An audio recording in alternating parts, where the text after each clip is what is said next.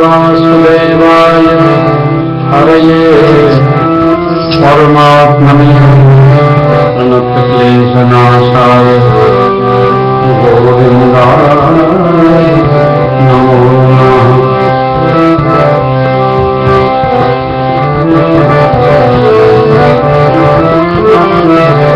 श्रीकृष्ण गोविन्द हरे मुरारे हे नाथ नारायण वासुदेव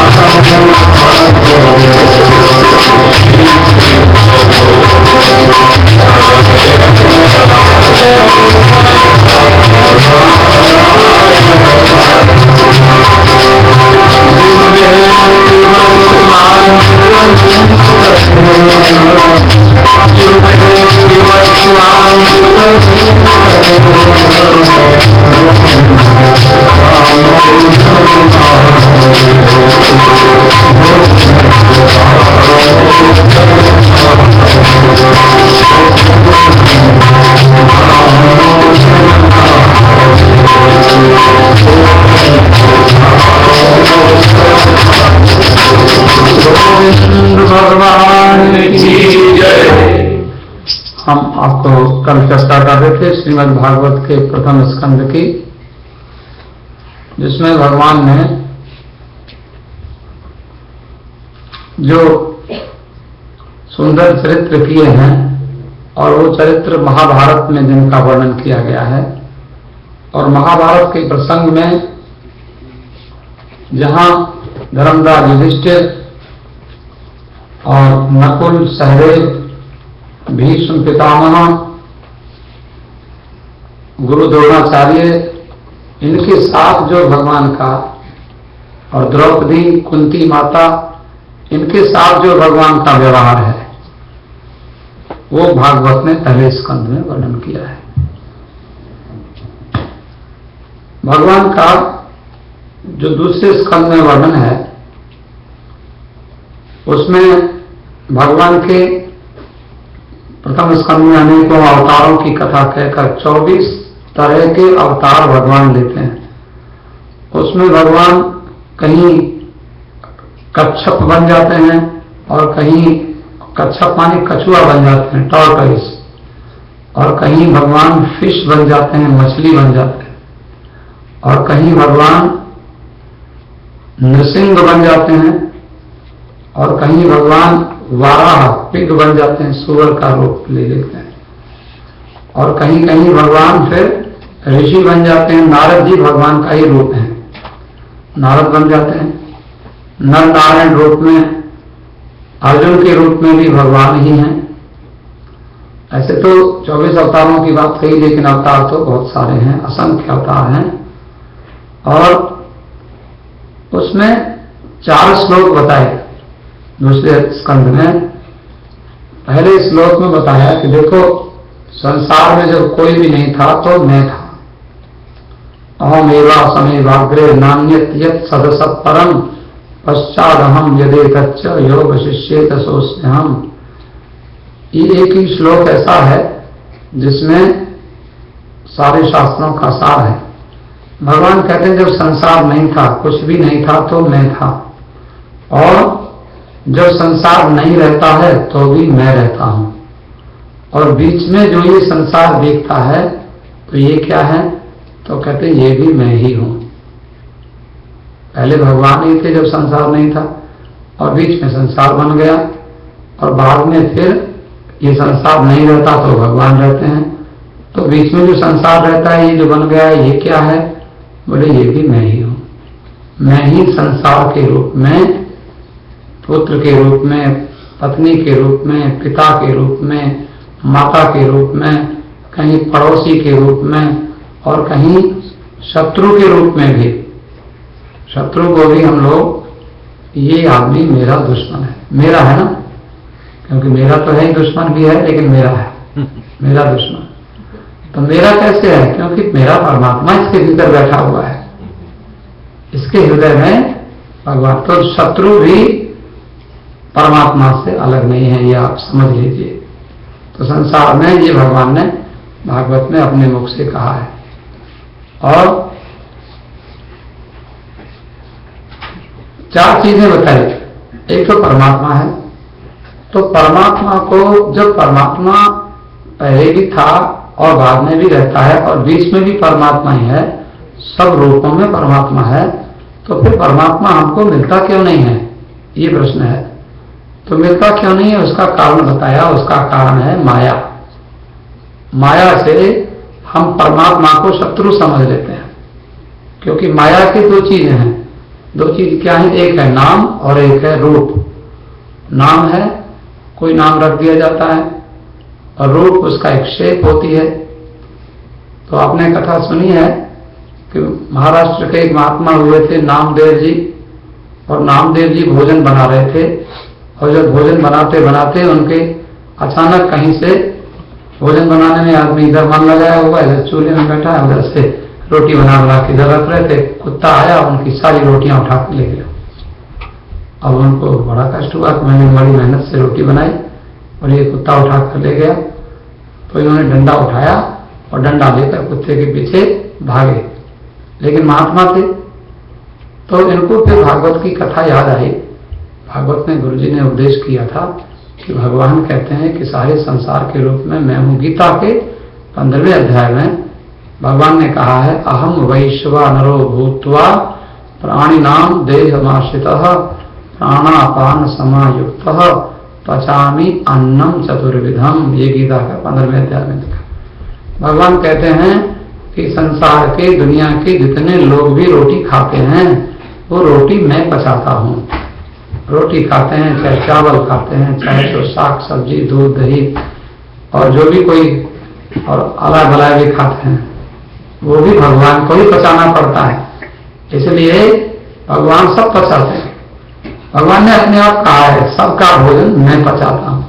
अब आप सोचो, हम अगर राम मंदिर में विनोद जी को कुछ पैसा देते हैं कि भाई हमारा भोजन बुक कर लो, तो वो भोजन किसके लिए बुक किया जाता है कि लोग, भक्त लोग आएंगे, खाएंगे। लेकिन गीता में तो भगवान कह रहे हैं कि जो भी खाते तो हम लोग हैं, लेकिन पचाते भगवान है। कभी कभी जब भगवान हमसे नाराज हो जाते हैं तो फिर हमारा भोजन पचने में दिक्कत हो जाती है। इसलिए तो भगवान का विष्णु सहस्त्र नाम पाठ करना चाहिए, जिससे भगवान भोजन ठीक से पचाने लगे। ये गीता में साफ लिखा है कि आप खाते हो और मैं पचाता हूं। तो ये जो बात है, नामदेव जी ने सोचा कि ये भगवान कहते हैं मैं पचाता हूं, ये कुत्ता मेरी रोटी लेकर गया है तो कुत्ते की रोटी को कौन पचाएगा? बोले भगवान पचाएंगे। फिर बाद में उसको पता चला कि अगर कुत्ता नहीं होता, अगर भगवान नहीं होते तो कुत्ता चल नहीं सकता था। भगवान के बिना संसार की कोई क्रिया नहीं होती, कोई गति नहीं होती, कोई व्यवहार नहीं होता। तो नामदेव ने जब ऐसा सोचा, डंडा लेके भागा था, कुत्ते को मारने ही वाला था, और झट से उसको याद आई, समझ आई भागवत की कथा। उसने तुरंत लाठी फेंक दी और डंडा फेंक कर फिर वापस आया और घी का डिब्बा लेके और फिर उनके पीछे भागने लगा। कहता है प्रभु थोड़ा घी लेके जाओ, मैंने रोटी चुपड़ी नहीं थी, बिना चुपड़ी कैसे खाओगे? तो कुत्ते को, तो जब कुत्ते के सामने, कुत्ते ने भी देखा कि क्या बात है, अभी तो डंडे से मार रहा था, अभी घी लेके आ गया। तो कुत्ते के भीतर जो भगवान बैठे थे वो भगवान प्रकट हो गए और वो ठाकुर जी के दर्शन कुत्ते के शरीर में से कर लिए। एक किसी मुल्ला जी कोई जा रहे थे जो हज करने को, हाजी होते हैं, हज करने को जा रहे थे, मक्का मदीना के लिए जा रहे थे। तो जैसे हम लोग जल ले जाते हैं अमरनाथ जी के लिए, वहां से गंगोत्री से जल लेके आते हैं और अमरनाथ जी के लिए चढ़ाते हैं और जल ले जाते हैं, रामेश्वरम में चढ़ाते हैं। तो वैसे वहाँ हज में भी हम नहीं जानते, कुछ उनको मुल्ला जी को कुछ हो गया होगा, उन्होंने जल लिया कहीं से, उनका भी कोई जल चढ़ाना होता होगा, हम नहीं जानते। तो रास्ते में कोई उनको इस तरह से कोई एक कुत्ता गधा मिल गया और वो गधा बहुत प्यासा था और उसको वो मरने वाला था। उसको वहां पर जहां जिस स्थान से उनको निकलना था वहां पर पानी नहीं था। इनको थोड़ी दया आई। भगवान के भक्तों में दया होती है। आप भजन करने जब मंदिर आते हो तो आपके मन में 4 चीजें होती हैं, सत्य होता है, तपस्या होती है, दया होती है और दान होता है। 4 चीजें, अगर 4 चीजें आप लेके, आप फल लेके ना भी आओ, भूल जाओ तो कोई चिंता नहीं, दूध लेके ना आओ कोई बात नहीं, दक्षिणा लेके ना आओ कोई बात नहीं, कल ले आना, अगले बार ले आना, लेकिन 4 चीज जरूर लाना, सत्य, तप, दया और दान। दया होती है। तो हाजी जी के मन में दया थी और उन्होंने जो भगवान को, जो मक्का मदीना में मक्केश्वर महादेव है, हमने तो ऐसा सुना है कि वहां भी शिवलिंग है जो मुसलमान लोग पूजा करते हैं, तो वहां भी जल चढ़ाया जाता है, लेकिन वो अपने ढंग से चढ़ाते हैं, अपने मंत्रों, उनके मंत्र अलग हैं, हमारे मंत्र अलग, तो ये थोड़ा सा होता है। तो वो उसने कहते हैं वहां वो गधे को जल चढ़ाने से और भगवान प्रसन्न हो गए। वो जो उनके अल्लाह मियां थे वो खुश हो गए, उन्होंने उसको दर्शन दिया। ऐसी कथा हमने पढ़ी, सुनी किसी से। तो ये जो मेरा कहने का अभिप्राय क्या है, भगवान ने दूसरे स्कंद में ये समझाया है कि सारे संसार में मैं रहता हूं और मुझको जो आप जान नहीं सकते उसका कारण क्या है, वो है माया। माया की 2 चीजें हैं, एक नाम है और एक रूप है। तो नाम किसी का होता है, अब जब वो होता है, उसका पैदा होता है तब तो उसका नाम होता नहीं है, लेकिन हम उसका नाम रख लेते, फिर हम उसी नाम से उसको बुलाते हैं। पहले तो वो जब उस नाम को हम बोलते हैं पहले तो उसको पता नहीं होता कि क्या बोल रहे हैं, लेकिन एक बार, 2 बार, 20 बार, 50 बार, 100 बार जब उसको बाबा उसके कान में बोला जाएगा तो वो फिर हमारी ओर देखने लगता है। फिर उसको लगता है ये मेरा नाम है, मुझे बुलाता है। ऐसे कुत्ते को भी कुछ कहना वही कालू कालू कालू, और कुत्ता भी देखने लगता है, कुत्ता समझ जाता है कालू इधर तो आ जाता है। ऐसे नाम है ना, तो नाम और रूप, तो ये माया के नाम और रूप है। इसलिए हमारे महात्मा कहते हैं क्या, नाम रूप देखता, नाम नाम देखता, नाम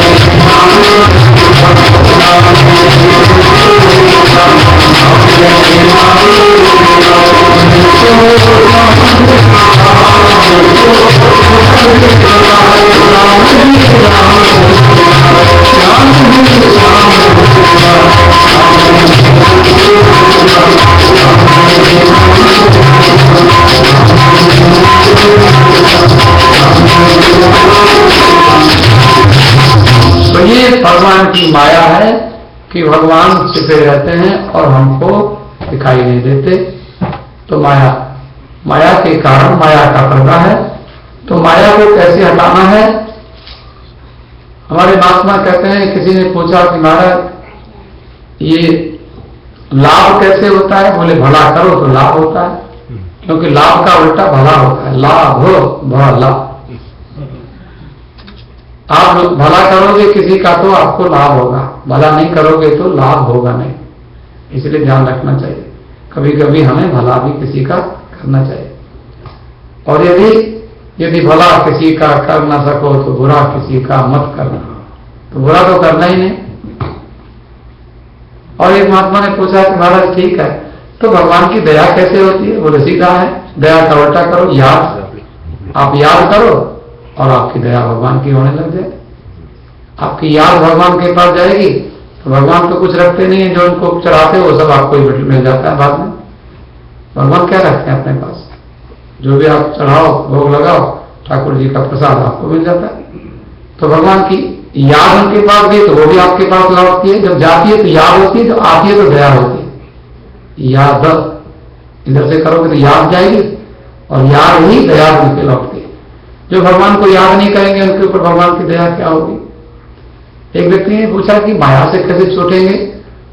तो रामायण में लिखा है तुलसीदास जी ने, माया खलु नर्तकी विचारी। माया विचारी नर्तकी है।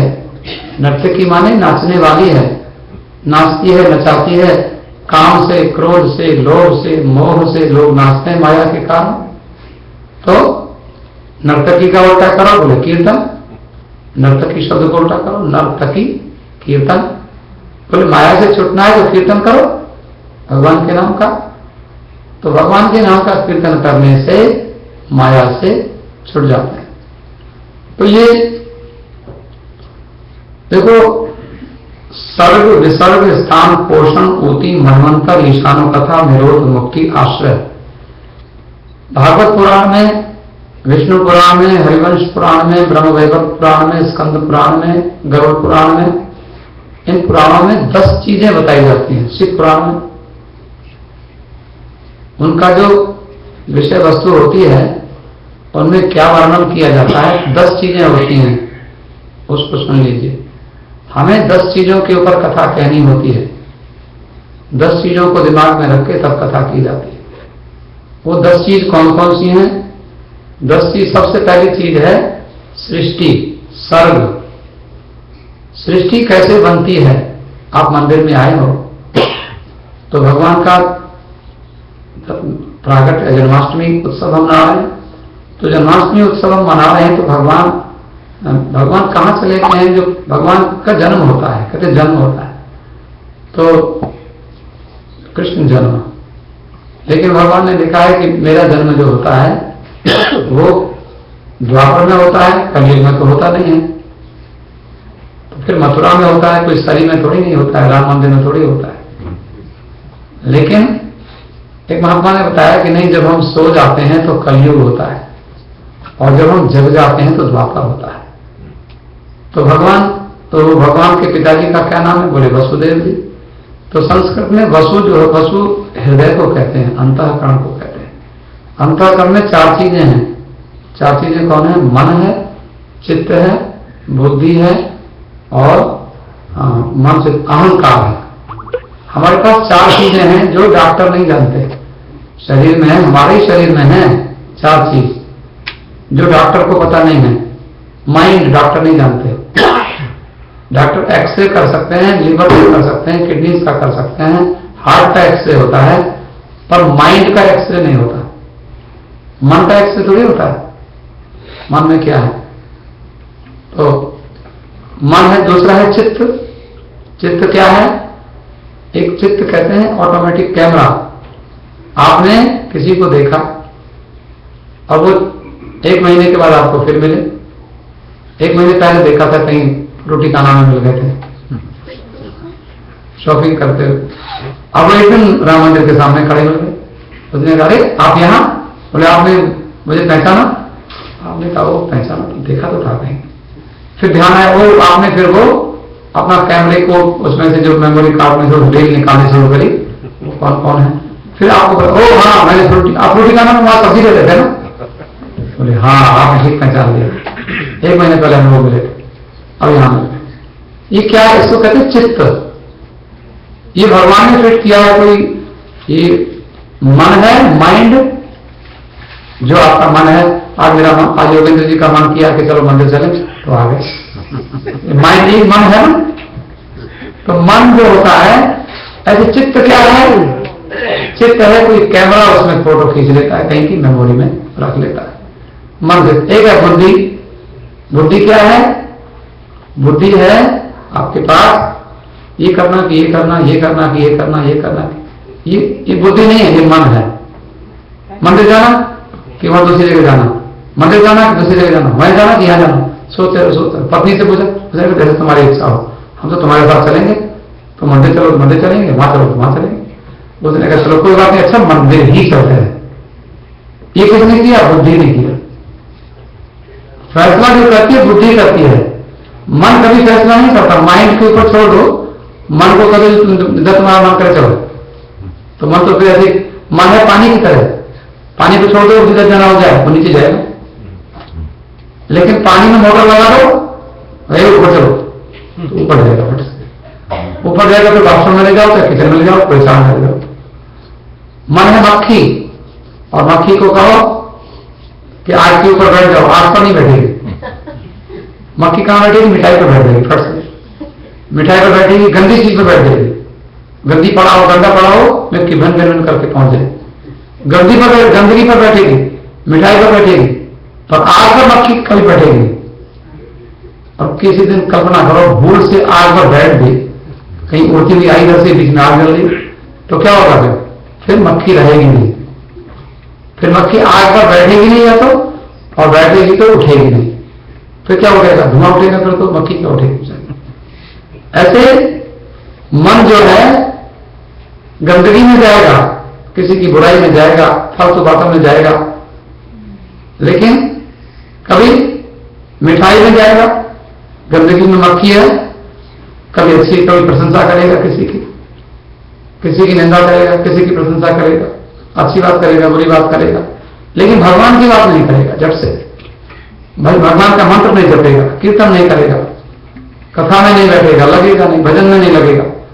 लेकिन कल्पना करो अगर किसी दिन गलती से लग गया, और लग गया तो फिर हटने वाला नहीं है। एक बार लग गया ना, जैसे मीरा, फिर तो जैसे मक्खी बैठ गई गलती से कभी, अगर आग के ऊपर, गंदगी पर बैठेगी, मिठाई पर बैठेगी, पर आग पर नहीं बैठेगी, और किसी दिन गलती से बैठ गई आग के ऊपर, तो फिर मक्खी उठने वाली नहीं। ऐसे मन निंदा स्तुति में लगेगा, पर भगवान के श्री चरणों में नहीं लगेगा। और अगर भगवान के श्री चरणों में किसी दिन लग गया, तो लग गया तो फिर उठने वाला नहीं है। फिर तो धुआं उठेगा। जैसे मीरा का लग गया, सूरदास का लग गया, तुलसीदास का लग गया, ध्रुव जी का लग गया, प्रहलाद जी का लग गया, कितने लोग हैं? इसलिए भगवान का नाम। कृष्ण गुण गाए तेरी बन जाएगी, कृष्ण गुण गाए तेरी बन जाएगी, राम गुण गाए श्याम गुण गाए,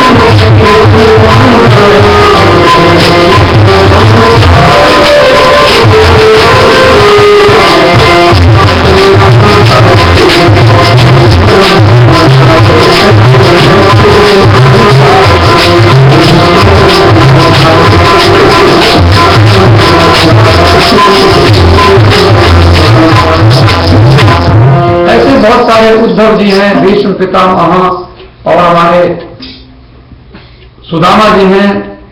इन लोगों ने भगवान की भक्ति की, इनको सफलता मिली। तुलसी की बन गई, सूर की बन गई, मीरा की बन गई, गोविंद रिझाए से। तो ये मैंने आपको कहा कि 10 चीजें हैं जिनकी कथा की जाती है कृष्ण जन्माष्टमी में। वो 10 चीजें में एक तो सृष्टि है, ये सृष्टि कैसे बनती है। तो अब इसमें देखो, किसी ने पूछा कि भाई भगवान सृष्टि बनाते हैं? बोले हाँ, हम थोड़ी बनाते हैं, भगवान बनाते हैं। सृष्टि भगवान की है, हमने नहीं बनाया कुछ संसार में। हमने बनाई जो हमने कंप्यूटर हमने बनाया है, मोटरसाइकिल कार हमने बनाई है, लेकिन ये जो पेड़ पौधे ये हमने थोड़ी बनाया है। ये फूलों में जो रंग भरे हैं हमने थोड़ी भरे हैं।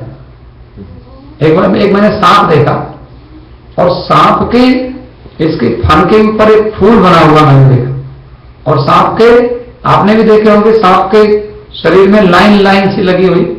पक्की चिड़िया देखी होंगी, चिड़िया के पंखों में रंग होते हैं रंगीन। अब बताओ वो कौन सा रंग होता है? अच्छा सोचो, एक महात्मा कहते हैं कि वाह रे कारीगर, आपने ऐसे कलाकार बहुत देखे होंगे कि जो सफेद रंग के ऊपर काला रंग करते हैं, लेकिन वो कारीगर है कि हमारे बाल काले होते हैं, उसके ऊपर सफेद रंग कर देता है। फिर हम लगाते हैं, 8-10 दिन के बाद फिर छूट जाता है वो।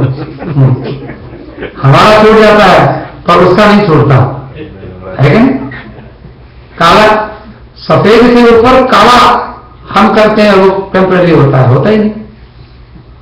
लेकिन उसने काले के ऊपर सफेद कर दिया। देखो काले रंग के ऊपर ऐसा बढ़िया रंग दिया धीरे, और कहीं ब्रुश लेके दिखाई नहीं पड़ा, कम से कम रंगा, और ऐसे धीरे धीरे धीरे धीरे सबको। हाँ हाँ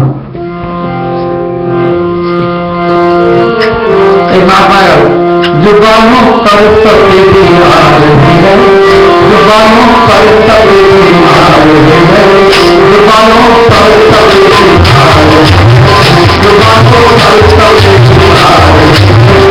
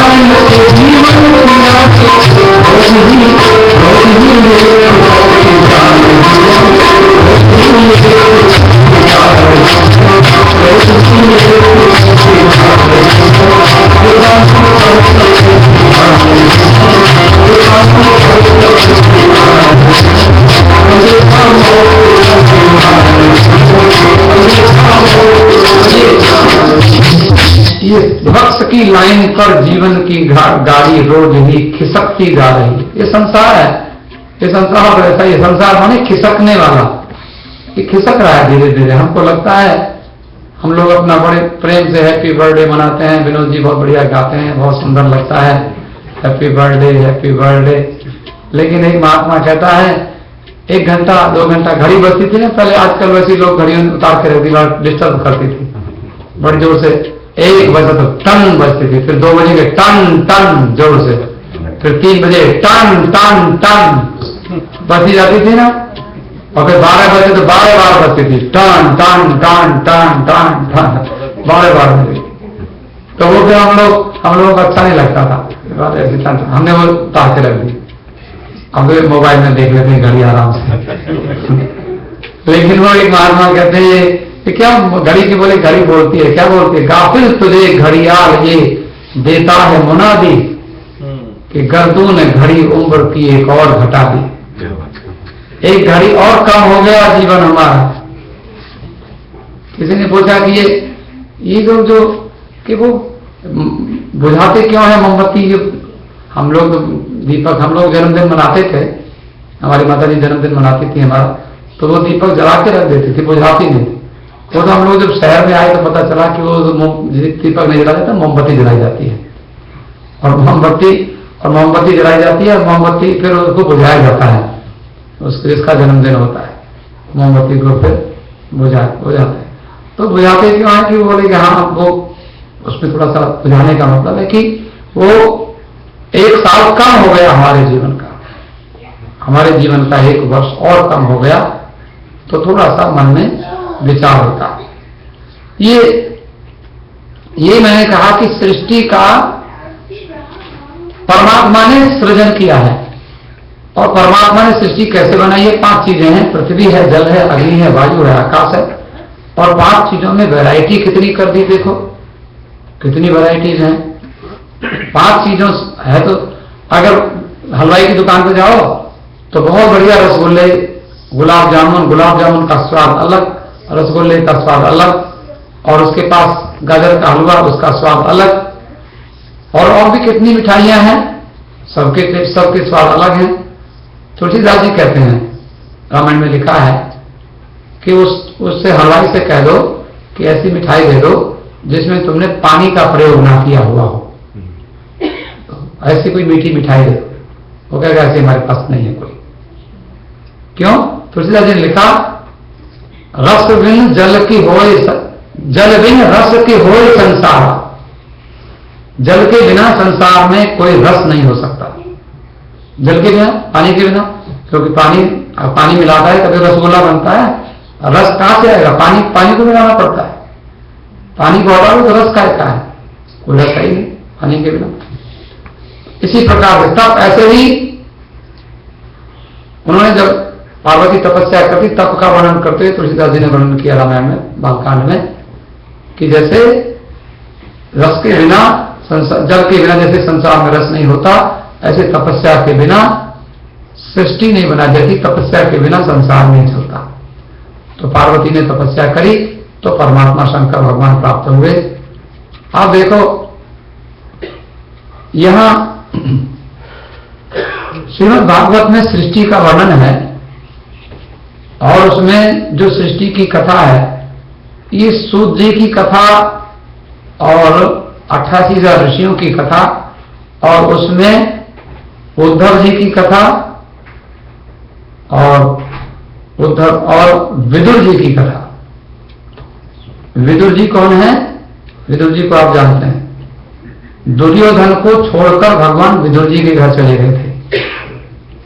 विदुर जी के घर, आपको भगवान को दुर्योधन अच्छा नहीं लगा। अच्छा, दुर्योधन से बातचीत तो करते थे, कई बार आप लोगों को किसी से बात करनी पड़ती है, सामने मिल जाए कैसे हो, और पूछेंगे और सब ठीक है, फिर बात पूछे हाँ तो और सब ठीक है ना, क्यों 3 बार पूछ रहे हो? आपको कुछ मन नहीं करा, लेकिन आपको को सामने पड़, एक आदमी बैठा है, आप दौड़ के उसको ढूंढते हुए जाते हो, लेकिन इसको ढूंढने नहीं गए, ये तो सामने से आ गया दरवाजे पर, बिल्कुल नहीं, इसको नमस्ते करना पड़े, होता है ना। तो दुर्योधन से बिल्कुल ऐसे ही भगवान बोलते हैं, सामने आ पड़ा तो फिर बात करनी पड़ जाती है, लेकिन बात करने को अंदर से मन नहीं करता। आप समझ यही बात है, भगवान कितना समझते हैं। और वो विदुर आया ही नहीं, दुर्योधन कहता है अरे मिठाई बनी है, नहीं खाई होगी, अभी कहीं कहीं जंगल में घूमता रहता है, खा ले। कृष्ण भगवान को बोल रहा है, और माल कोड़े हैं, घर ऐसा मिलेगा नहीं कहीं खाने को। कई लोग बोल देते हैं, बड़े लोग खाते हैं, खा ले, देखा नहीं होगा कभी। हमने देखा एक कन्वेंशन सेंटर है ना, वो जो कैनेडा प्लेस में वहां पर किसी की शादी हुई, तो लड़की वाले ने को बुलाया, कहते सुनो उनको कह दो कि ऐसा मिलेगा नहीं, वो जल्दी से खा पी लें। पहली बार हम शादी कर रहे हैं, कन्वेंशन सेंटर में सब थोड़ी करते हैं, कैनेडा प्लेस में सब $1,00,000 देते हैं लोग, किसी ने मुझे बताया 1 दिन का। तो वो बताओ, तो दुर्योधन अब ऐसे, अब आपको कोई ऐसे कहे इस ढंग से बोले कभी मिला नहीं, खा ले, ऐसे खाएंगे, आपका मन करेगा क्या? नहीं लोग भगवान से देवता खाते नहीं हो, क्यों नहीं खाते? भगवान से पूछता क्यों नहीं खाते? भगवान ने कहते तो दो चीजें होती हैं, आदमी कब खाता है तो भूख लगी हो, भूख लगी तो उसमें खाई लेगा, क्या करेगा, मजबूरी है, जैसा मिलेगा जहां मिलेगा चलो कोई बात नहीं, खा के भगवान से थोड़ा प्रार्थना कर लेंगे, जैसे इसी के यहाँ मिला क्या करते खा लो। दूसरा, भूख ना भी लगी, आप अपनी रात रोटी खाते हैं, अरे खा लो, अरे छोड़ो ले आओ बैठो खाओ, इतना प्यार होता है खिलाने वाले का कि आप पेट बड़ा बड़ा है फिर भी आप खा लेते हो। ये भी आपने देखा हो, आप मना कर नहीं पाते हो, भले ही बाद में कोई टेबलेट खानी पड़ जाए लेकिन आप खा लेते हो। कोई किसी को होता है ना कई बार ऐसा। तो ये जो भगवान ने कहा, एक तो बात ये थी कि मुझे इतना भूख से तो मैं मरा नहीं जा रहा था, और दूसरी बात ये कि तेरा खाने खिलाने का कोई ढंग था नहीं, मैं भूख नहीं दी, थोड़ी बहुत भूख में भी मैं खा लेता, वो तेरा कोई खिलाने का ढंग। इसलिए हमारे महात्मा लिखते हैं एक पंक्ति न जाने कौन से गुण पर दयालु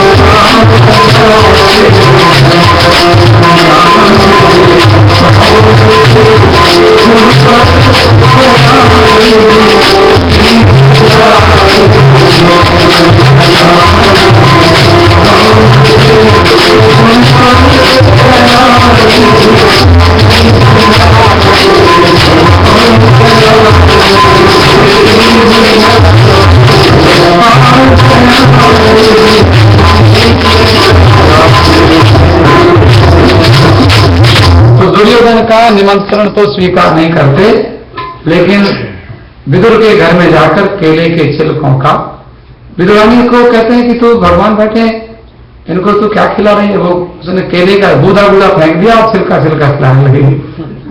प्यार में कभी कभी ऐसा होता है, पता ही नहीं क्या कि तू छिलका क्यों खिला रही है, तो चल हट मैं खिलाता हूं। और जब देखा तो भगवान को अच्छा तो नहीं लगा कि वो देखो अपने प्रेम से खिला रही थी। भोजन में स्वाद थोड़ी होता है, स्वाद तो खिलाने वाले के प्रेम में होता है, आपकी बातों में स्वाद होता है। और वो उसने जो केले का गूदा खिलाया, छिलका फेंक के, महाराज क्षमा करना मेरी पत्नी है, इसको समझ नहीं है, ये भूल गई और छिलके आपको खिलाने लगी और गूदा गूदा फेंकने लगी। तो जब गूदा जब खिलाया तो कहते हैं छील कर छिलके खिलाए जब विदुर ने कंद है, कंद माने गूदा, और कृष्ण बोले हे विदुर इनमें न वो आनंद है।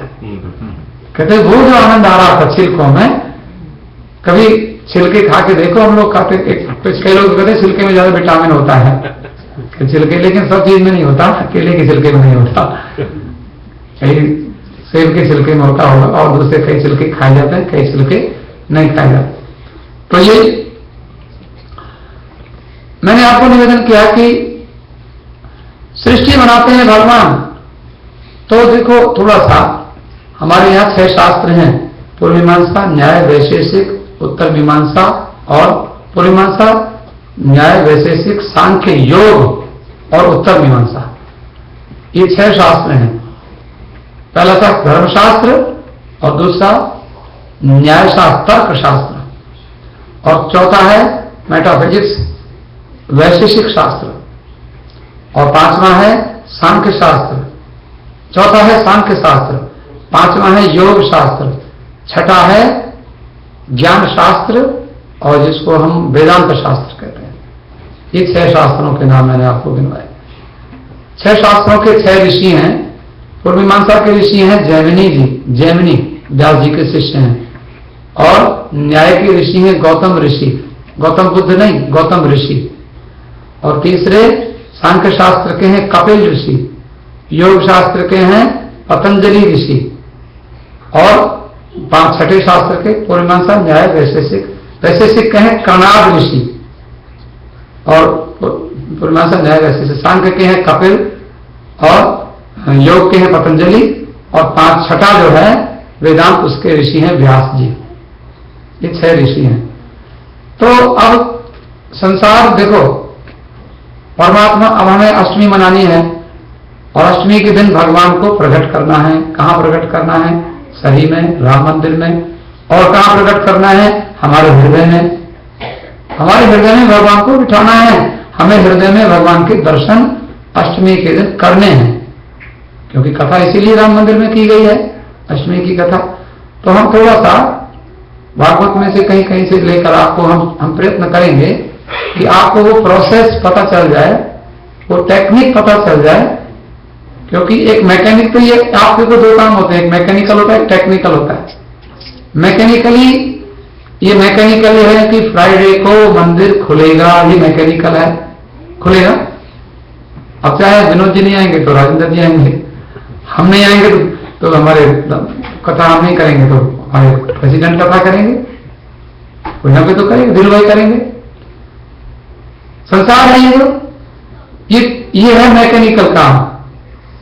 मंगलवार को खुलेगा, हनुमान चालीसा होगा, लेकिन उसमें हनुमान चालीसा पढ़ने में, दुर्गा चालीसा पढ़ने में अगर आप कोई महात्मा से टेक्निक सीख लें, कोई वो टेक्निकल चीज है, कोई टेक्निकल हैंड, कोई ऐसे महापुरुष मिल जाए, महात्मा मिल जाए कि जो परमात्मा से मिले हों, वो आपको मिला सकते हैं। नहीं तो एक जन्म क्या, हजारों जन्म भी राम मंदिर मंगलवार और शुक्रवार आते रहे और जन्माष्टमी रामनवमी मनाते रहे, आप बुरा नहीं मानना, तो भगवान मिलेगी ना मिले, कोई गारंटी तो नहीं है ना। वो मैकेनिकली काम है, लेकिन टेक्निक सीखनी होती है। पंजाबी में कहते हैं छठ झगड़ा परन परावन दा, वल सिख ले रबनु पावन दा। वल माने तरीका, परमात्मा को पाने का तरीका। भागवत तो कितनी ही पढ़ के आप पढ़ जाएंगे, खत्म कर देंगे, पढ़ भी जाएंगे, पढ़ाने वाले पढ़ा भी देंगे, पढ़ने वाले भूल जाएंगे, पढ़ाने वाले भूल जाएंगे, सब कुछ होता रहेगा। लेकिन उसमें से कुछ टेक्निक निकालनी पड़ती है। वो कोई तरीका क्या है, विधि क्या है, तो न जाने कौन से गुण पर दया निधि रींद जाते हैं, पता नहीं। अब ये तो भगवान के ऊपर है। अब भगवान जबरदस्ती आप कहो कि अष्टमी में भगवान को मिलना ही पड़ेगा, भगवान को तुम्हारे बाप के नौकर है समाचार कि भगवान को कहा कि तुम्हें आना ही पड़ेगा। भगवान कहते मैं आता तो हूं, लेकिन वो भगवान बोलेंगे मैं तुम्हारे पिताजी की कोई ड्यूटी नहीं करता हूं, जॉब नहीं है मेरी, मैं देखूंगा तो आऊंगा। क्योंकि ध्रुव के अंदर मैंने कुछ देखा था तो मुझे आना पड़ा, प्रहलाद के अंदर मैंने कुछ देखा तो आना पड़ा। वो भगवान तो वो चीज हमारे भीतर, विदुर के घर कुछ देखा था तो आना पड़ा। अब देखो विदुर जी के अंदर क्या है, भागवत में कथा लिखी है, सबसे बड़ी चीज विदुर जी में ये है कि विदुर जी को कथा सुनने का बड़ा शौक है। भगवान की कथा सुनने का शौक होता है। कथा सुनाने वाला कोई मिले तो सुनो, और नहीं सुनाने वाला नहीं मिले तो किसी को पकड़ो, सुनेंगे कथा सुनो, बैठो सुनाने लग जाओ। शौक वाले सुनाते हैं, शौक होता है कथा का। ये एडिक्ट होते हैं कथा के सुनाने वाले, सुनो चाहे सुनाओ। और जो कोई बढ़िया बात बने तो काफी टाइम में उसको नोट कर लो, नहीं तो मन में नोट कर लो, दिमाग में नोट कर लो, फट से छोड़ो मत। कोई भी ये तो चोरी कर लो फट से, जो अगर बढ़िया बात मिले कोई जीवन में उतारने की, तुरंत चोरी कर लो, उसको जीवन में कभी छोड़ दो। तो ये जो भगवान की जो कथा है, तो उसमें मैंने आपको निवेदन किया कि विदुर जी महाराज का एक शौक है कथा सुनना। तो विदुर जी ने कथा सुनी, तो कथा सुनने के लिए उनको सोचा किससे कथा सुनाए। तो भगवान, अब हम आप कैसा कथा किससे सुनोगे, कम से कम रिलायबल पर्सन होना चाहिए, कोई आदमी कथा, उसने कथा पढ़ी होगी कभी तो कथा सुनाएगा। अच्छा पढ़ना, विदुर जी ने सोचा कथा किससे सुनो, पहले सोचा इससे सुनो उससे सुनो, मिल गए उद्धव जी, भागवत में ऐसी कथा है। उद्धव जी मिले, उसने कहा इससे बढ़िया कथा सुनाने वाला कौन मिलेगा। तो उद्धव जी जरा सुनो, बोले हाँ।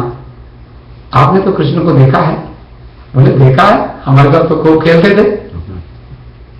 उद्धव जी तो हमको जब गोपियों से नाराज हो गए थे और वो मथुरा से गए नहीं थे, तो फिर हमें दूध बना के भेजा था, हमने गोपियों को समझाया था।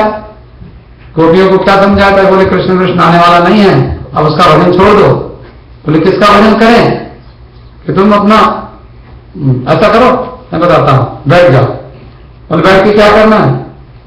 उद्धव जी ने जो समझाया था, उद्धव जी कहते हैं देखो बैठो,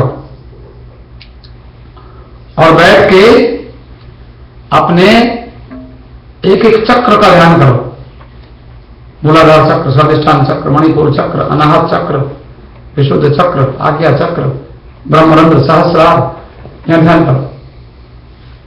तो जब तक नीचे तक के चक्रों का ध्यान करते हैं ना, तब तक तो वो थोड़ा सा ऐसे ही मन रहता है, लेकिन जब यहां ध्यान करते हैं यहां पर, तो यहां इसको आज्ञा चक्र बोलते हैं। तो परमात्मा के पास जाने की आज्ञा मिल जाती है। यहां अगर यहां पर ऐसा शिव पुराण में ऐसा लिखा है कि अगर आप यहां पर ध्यान करते रहो रोजाना, तो कहते हैं यहां ध्यान कर, अगर मौत भी एक बार सामने खड़ी हो तो यहां आपको अगर अग्नि दिखाई पड़ जाए, यहां भ्रकुटी के मध्य में अग्नि दिखाई पड़ जाए, ज्योति जलती हुई, जैसे दीपक तो जल रहा है, लेकिन अगर आपको दोनों आंखों के बीच में यहां एक दीपक जलता है, आपके अंदर जलता है वो, अगर वो आपको दिखाई पड़ने लग जाए और आप उसका मेडिटेशन करने लग जाओ, तो आप मृत्यु को कह सकते हो कि सुनो अभी नहीं हमें जाना, अभी तुम बाद में आना।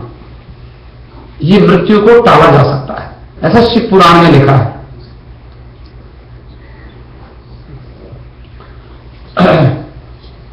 तो शिव पुराण की उमा संहिता में 11वें अध्याय में है, मैंने पढ़ा।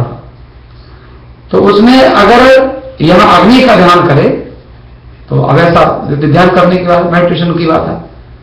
अब उसको और बोले फिर इसके ऊपर है सहस्त्र दल कमल, 1000 कमल की पंखुड़ियां हैं यहां पर और उसमें ध्यान करो परमात्मा का, तो परमात्मा से आप मिल जाते हो।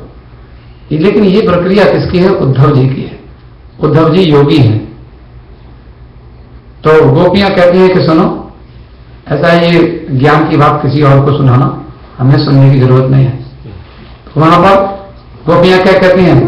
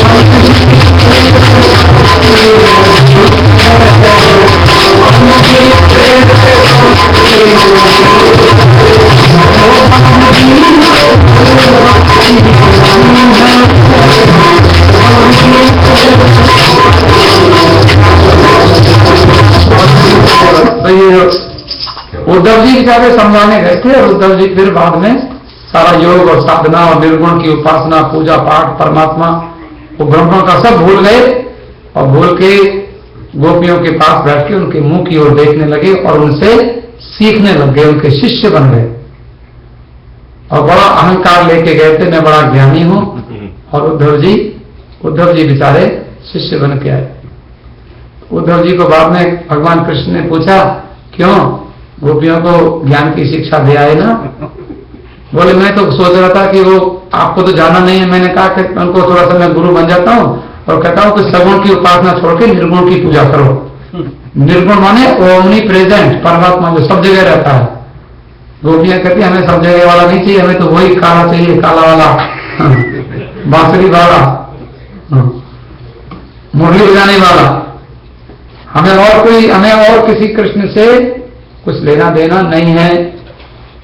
अब गोपियों की जो धुन थी, गोपियों को तो भगवान कृष्ण ही अच्छा लगता था।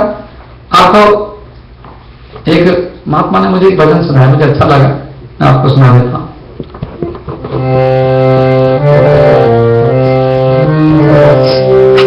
अब देखो, गोपियों का जो सिद्धांत था, उन्होंने कहीं वेद नहीं पढ़े, शास्त्र नहीं पढ़े, और गोपियां अपने विषय में इतनी पंडित हैं कि उद्धव जी अपना ज्ञान सब भूल गए, समाधि वमाधि सब भूल गए। उद्धव जी विचारे और वहां गोपियों के कृष्ण की चर्चा सुन के उद्धव जी शांत हो गए।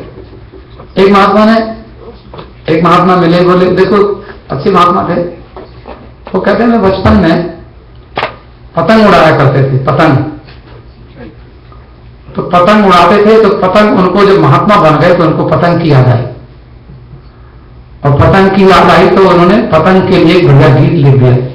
अब गीत भी भगवान के लिए है, देखो, और हम लोगों की शिक्षा के लिए क्या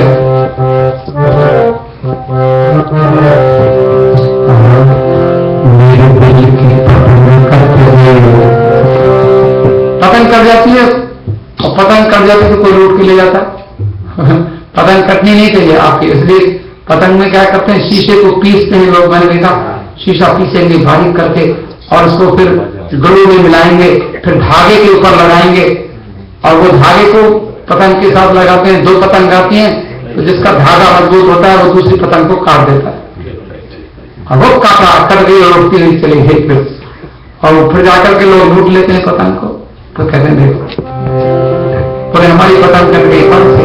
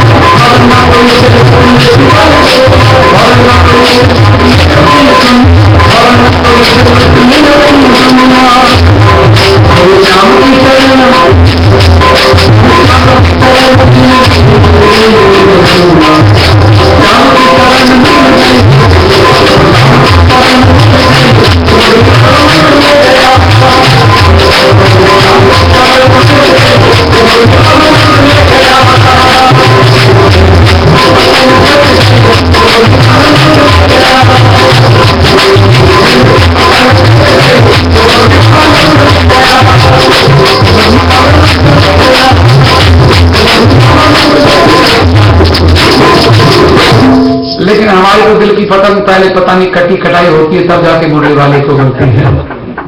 इसलिए मुरली वाले को अगर मुरली वाला ही कई काट के लूट के ले जाए हमारी दिल की पतंग को, तो कितना अच्छा होता है। तो मैंने कहा था कथा का समय तो विश्व समाप्त हो गया, आपसे एक दो बात कहकर विश्राम, आपका वीकडेज है, आपको जाना भी है कल। तो मैंने आपको निवेदन किया, विदुर जी महाराज को कथा सुनने की आदत थी, मिल गए उद्धव जी। उद्धव जी की कथा बचपन से लेकर के, उद्धव जी कृष्ण जी से थोड़े से बड़े से भी हैं, उनका जन्म से लेकर के उनकी बाल लीलाएं, मक्खन चोरी कैसे करते थे और भगवान मटकी चुराते थे और मक्खन चुराते थे मटकी में, और वो ढेला मार के तोड़ देते थे और दही को पी जाते थे, बंदरों को पिला देते थे, खिलाते, सब लीला सुनाई उद्धव जी ने विदुर जी को। मेरी मटकी में मार गयो ढेला, तेरा कान्हा बड़ा अलबेला, तेरा कान्हा बड़ा सुनाई।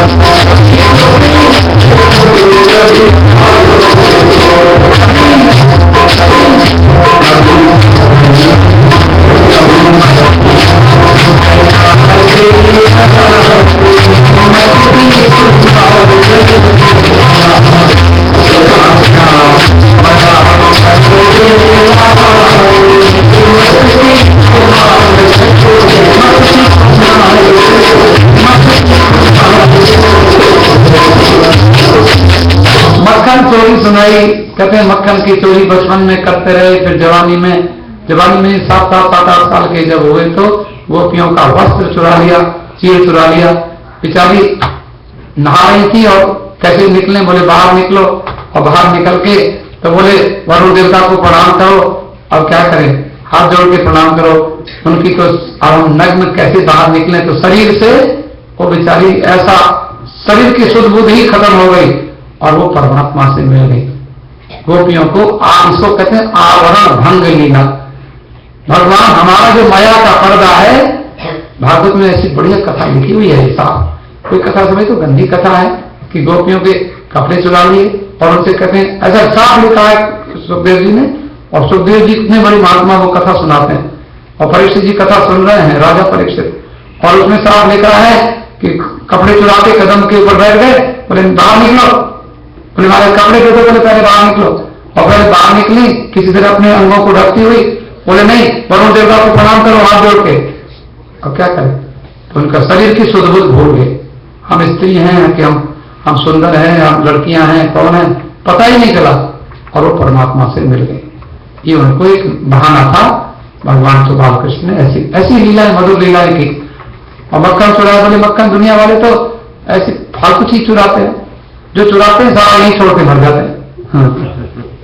हम चुराते हैं रुपया पैसा संसार की वस्तु में, भगवान कहते हैं हम तो मक्खन चुराते, बढ़िया। माने मक्खन का मतलब सार, अगर जीवन का सार चुराओ, कोई बढ़िया जो चीज आपके काम आए वो चीज चोरी करो। इसलिए महात्मा लोग अच्छे गुणों की चोरी करते हैं, कहीं से बढ़िया गुण मिल जाए, भक्ति मिल जाए, प्रेम मिल जाए, ज्ञान मिल जाए, उसकी चोरी करके उसको अपने जीवन में बढ़िया बनाते हैं जीवन को।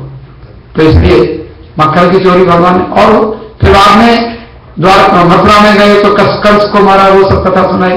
फिर द्वारका में चले गए, द्वारका में जाकर लीला करी और वहां नारद जी ने देखा कि वो भगवान कृष्ण एक रुक्मिणी के घर में सब 16 विवाह की, ये सब कथा सुनाई।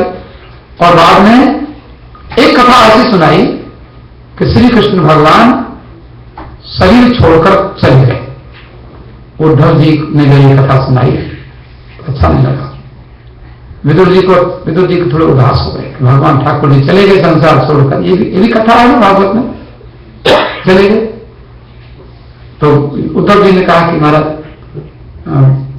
मैंने भी ये कथा आपको सुना दी, लेकिन बोले अच्छा अब मुझे ये तो कथा आपने सुनाई, लेकिन बाद में अब थोड़ा सा शांत होकर बैठ गए विदुर जी महाराज। फिर वो सोचने लगे कि मुझे कथा सुननी है, मैं किससे कथा सुनूं। फिर कथा सुनने के लिए इच्छा हुई। फिर एक महात्मा मिल गए उनको, और महात्मा मिले। महात्मा से पूछा, महात्मा जी आप कथा सुनाओगे? हाँ जरूर सुनाऊंगा। वो महात्मा का नाम था मैत्रेय। इस स्कंद में कथा, मैत्रेय मुनि की कथा। मैत्रेय मुनि बोले मैं कथा सुनाऊंगा। बोले महाराज कथा कौन सी सुनाओगे? बोले कौन सी सुनना चाहते हो? बोले मुझे तो, मैंने उद्धव जी से कृष्ण की कथा सुन रहा था। बोले भाई तो तुम मेरी कथा सुन लो।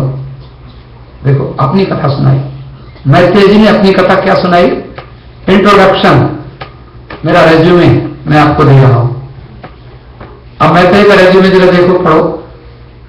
मैत्रेय जी कहते हैं कि मैं कीड़ा था, काला काला कीड़ा, काले काले कीड़े मकोड़े होते सड़कों पर घूमते रहते। एक सड़क पर घूम रहा था और एक महात्मा जी मुझे मिल गए। महात्मा जी बोले सुन, पीछे से गाड़ी आ रही है, इधर जा। लेकिन मैंने बाबा जी की बात तो सुनी। तो महात्मा लोग कीड़े मकोड़ों से बात कर लेते, देखो पशु पक्षियों से बात कर लेते, कीड़े से। बोले मैंने उनकी बात सुनी, लेकिन मैं बचने वाला था, तब तक एक गाड़ी आई और मेरे ऊपर से उतर गई और मैं मर गया। लेकिन अंतिम समय, मरते समय मुझे महात्मा मिल गए, तो फिर मैं एक मनुष्य की योनि में चला गया। ये मेरी कथा। और फिर वो गुरु जी फिर मेरे पास आ गए। बोले एक तुझे याद है? महाराज मुझे तो याद नहीं। फिर कमंडल लेके चल मेरे ऊपर छिड़का। बोले अभी याद आई? बोले हाँ महाराज मैं कीड़ा था, काला काला। बोले आपने कहा था बच्चा गाड़ी आ गई, तो गाड़ी आ गई, तो गाड़ी में मर गया था। एक ही बात हुई थी, आपसे रास्ता बस आपसे दर्शन हुआ था। साधु का दर्शन बेकार नहीं जाता कभी भी। दर्शन हो जाए, साधु कुछ बोल दे, जीवन में बेकार जाने वाला नहीं है। तो उसने कहा ठीक है तू भजन कर। राम मंत्र की दीक्षा दे दी, राम मंदिर में जाओ पूजन कर, आदमी बन गया। इससे बढ़िया क्या होगा? रामायण पढ़ा कर, गीता पढ़ा कर, उसको उपदेश दिया। कहते फिर मैं अंतिम समय में जब मेरा शरीर छूटा, तो फिर गुरु जी की बड़ी कृपा हुई। अगले जन्म में मैं फिर किसी एक बनिए के घर में पैदा हो गया, क्योंकि मनुष्य तो बना था, लेकिन मेरे पास इतना पैसा नहीं था। अब की बात बनिए के घर में पैदा हुआ, सेठ के घर में, तो मेरे पास खूब पैसा रहा। अच्छे घर में पैदा हुआ, खूब बढ़िया व्यापार रहा। तो गुरु जी फिर आ गए। बोले याद है तुझे? बोले हाँ हमारा तो याद है। पहले मैं कीड़ा था, फिर मैं मनुष्य बना, फिर आज बनिया बन गया। बोले अब देखो दान किया करो, गौओं को दान करो, मंदिर बनवाओ, और भगवान के मंदिरों में भोजन कराया करो, भक्तों को प्रसाद बांटा करो, भगवान के मंदिरों में घी की व्यवस्था किया करो, मंदिर में जो भी जितना कर सको, और गाय की सेवा किया करो। गाय की गुप्त भेद सुर संत, देवताओं की सेवा करो, ब्राह्मणों की सेवा करो, गाय की सेवा, ये सब नया। उसने कहा महाराज ठीक, मैंने ऐसा ही किया। जब बनिया मरा, तो फिर अगले जन्म में फिर देखा, तो फिर वो महात्मा जी और फिर किसके क्षत्रिय के घर में आ गए। क्षत्रिय के घर में आकर महात्मा जी फिर पहुंच गए। बोले याद है तुझे? बोले हाँ। बोले एक क्षत्रिय है, तो राजा बन जा, और राजा बन के प्रजा को, क्योंकि बढ़िया राजा बनना और प्रजा का ध्यान रखना, सड़कें बनवाना, पानी की व्यवस्था ठीक करना, बिजली की व्यवस्था ठीक करना। तो मैं फिर राजा बना, और राजा बनकर मैंने प्रजा की बढ़िया व्यवस्था करी, और गुरु जी की कृपा से। और जब मैं राजा भी में मर गया, तो राजा मरने के बाद में अगले जन्म में फिर मैं एक पंडित जी के घर में पैदा हो गया। पंडित जी के घर में मेरा जन्म हुआ, तो महात्मा जी फिर आ गए। बोले पंडित बन गए, बड़ा अच्छा रहा, सुनो काशी चले जाओ, और काशी जाके वेद पढ़ो, शास्त्र पढ़ो, पुराण पढ़ो, कथा किया करो, लोगों को ज्ञान दो। तो कहते मैं ज्ञान देने लगा, पर जो कोई कम दक्षिणा देता था उसके घर में कथा करने नहीं होता था। ज्यादा दक्षिणा दे दे उसके घर में कथा करूं, ये मेरी मनोवृत्ति थी। और मेरा मन थोड़ा गंदा गंदा सोचता था, पैसा कमाने की मुझे पंडित को कभी पैसा कमाने की लत लग जाती है, वो खराब हो जाती है। अगर पैसा कमाने लग जाओ, पंडित बन के, ब्राह्मण बन के, कथावाचक बन के, पैसा मिल जाए तो ठीक है, मांगने से ना मिले, बिना मांगे मिल जाए, बहुत बढ़िया लगता है। तो कहते हैं फिर अब मैंने जब ऐसे मांग कर और फिर लोगों को नाराज भी किया और भी मन में कई प्रकार के विकार, काम, क्रोध आदि आए, तो ऐसे उच्च स्थान पर बैठकर भी और पाप मन में करना, सोचना, तो मेरे शरीर में कोढ़ हो गया। 50 साल का जब मैं हुआ तो मेरे शरीर में कोढ़ हो गया, अब मैं कथा भी ना कर पाऊं। तो फिर मुझे गुरु जी मिले, बोलो क्या हाल है, बड़े विद्वान बने, और तुम तो ये क्या किया? महाराज गलती हो गई। बोले जाओ गंगा सागर चले जाओ, गंगा जी जहां सागर से मिलती हैं, और वहां बैठ के सूर्य भगवान का मंत्र जपो, गायत्री मंत्र जपो। वहां सेठ जी जप कर रहे थे। बोले सेठ जी से कह दो कि तुम जाओ, तुमको लक्ष्मी की प्राप्ति हो जाएगी। वो पैसे के लिए कर रहे थे। बोले तुम वहां बैठ जाओ और तुम सेठ जी के लिए 10 मिनट किया कर दिया करना और अपने लिए करो। बोले फिर मैंने 50 साल तक वहां जप किया, और जब मैं 100 साल का हुआ तो मेरा शरीर चमकने लगा, सारा मेरा कोढ़ ठीक हो गया, भगवान की कृपा हो गई। और अंतिम समय में गुरु जी ने मुझे बढ़िया उपदेश दिया और मेरा शरीर छूट गया। शरीर छूटा तो अब फिर मैं आग में मैत्रेय ऋषि बन गया। अब मैं 24 घंटे भगवान के भजन में रहता हूं। उन मैत्रेय ऋषि ने विदुर जी महाराज को सारी भगवान की सुंदर कथा सुनाई।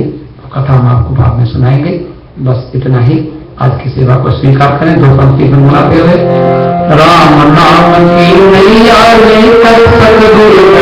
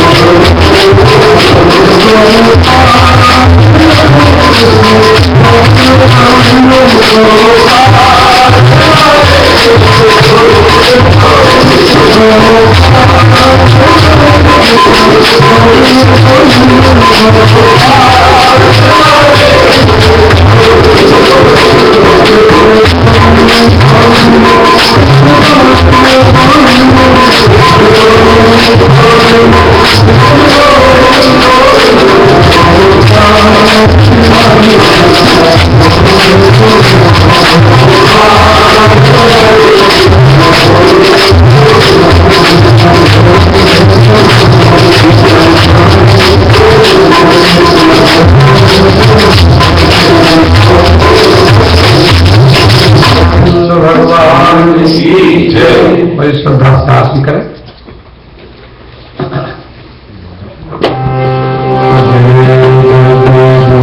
जय